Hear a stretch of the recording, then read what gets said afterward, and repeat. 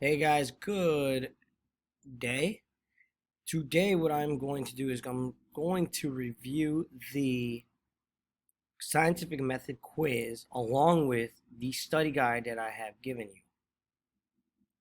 So let's get started.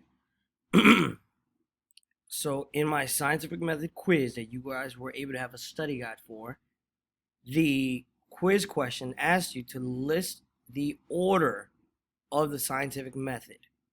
So as you can see here, and if you want, follow along with your quiz, just know that the answers here goes make a conclusion is 6. I apologize about that. Perform the experiment is 4.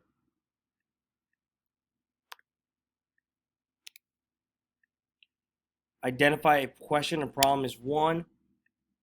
Share your information is 7. Collect data is 5. Do research is 2.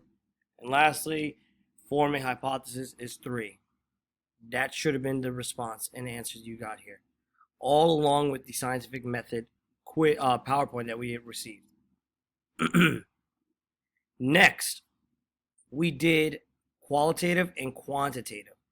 This one was a little tricky, but if you do remember, quantitative, anything, right? Because think about the N that involves quantitative, especially quantity. The word observation in this example, the N helps us represent numbers. So number 1 would be N. Number 2, 5 senses, right? Boiling hot, water. L, the boy is 6 feet tall. N, the house is painted blue.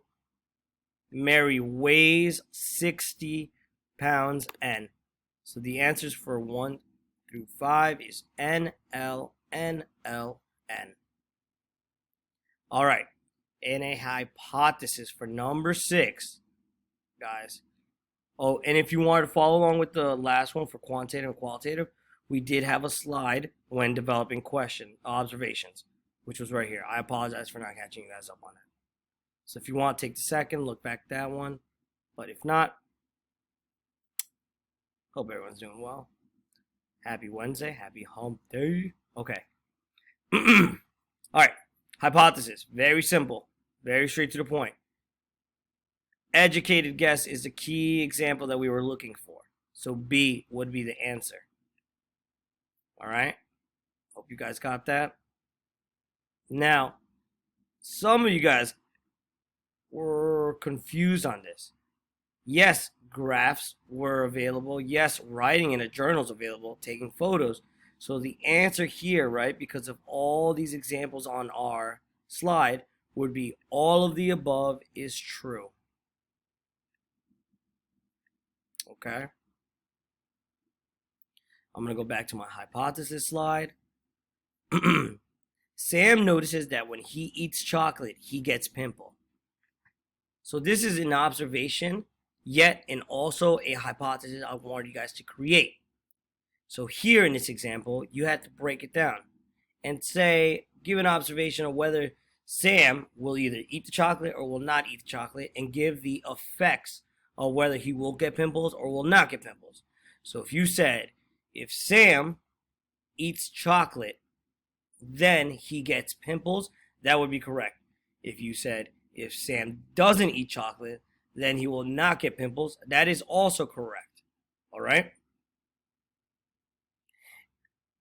Ladies and gentlemen, also keep in mind, if you're doing this at home, please, please, please, please, if you're copying, label everything. Centimeters, right? That's the exact measurements we're always using.